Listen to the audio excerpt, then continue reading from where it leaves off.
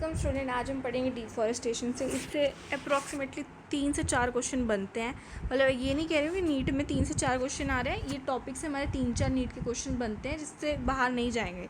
तो पहले चलिए शुरू करते हैं। क्या कहा है फर्स्ट लाइन में?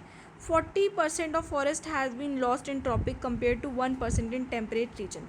मतलब 40% जो फॉरेस्ट है वो क्या हो गया? लॉस्ट हो गया ट्रॉपिक में compare to 1% in temperate region. ठीक है, तो याद रखें कहाँ सबसे ज़्यादा वो 40% ट्रॉपिक में लॉस्ट हुआ है as compare to 1% in temperate. National forest policy 1968 में बनी थी, याद रखना 1968 में NFP नेशनल फॉरेस्ट पॉलिसी, जिसमें कहा था कि 33% फॉरेस्ट हमारा प्लेन रीजन में होना चाहिए एंड 67% ऑफ फॉरेस्ट हमारा हिल्स में होना चाहिए। फिर एक हमारे slash and burn agriculture, shifting agriculture, jhum cultivation, जो कहाँ फॉलो किया जाता है? North east India. याद रखना नॉर्थ ईस्ट इंडिया में फॉलो किया जाता है of India to contribute deforestation. Enhance CO2 concentration, ठीक है। लॉस ऑफ बायोडाइवर्सिटी, क्या क्या रीज़न है? ठीक है। Distributed hydrologic cycle, soil erosion and desertification are the consequence of deforestation.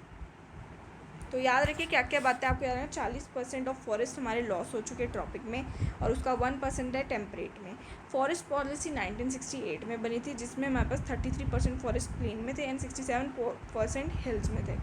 ठीक है। Slash and burn, zoom cultivation, जो नॉर्थ ईस्ट में होता है, जो आपको याद रखना है नॉर्थ ईस्ट में होता है, वो कंट्रीब्यूट करता है हमारा टूअवर्ड्स द डिफॉरेस्टेशन एंड एनहेंसमेंट। इससे क्या क्या होता है? CO2 का प्रोडक्शन बढ़ता है, लॉस होता है बायोडाइवर्सिटी का, disturb hydrologic cycle, soil erosion होता है, डेजर्टिफिकेशन होता है, जो ऑलरेडी मैंने आपको प्रीवियस वीडियोज़ में शेयर कर दिया है।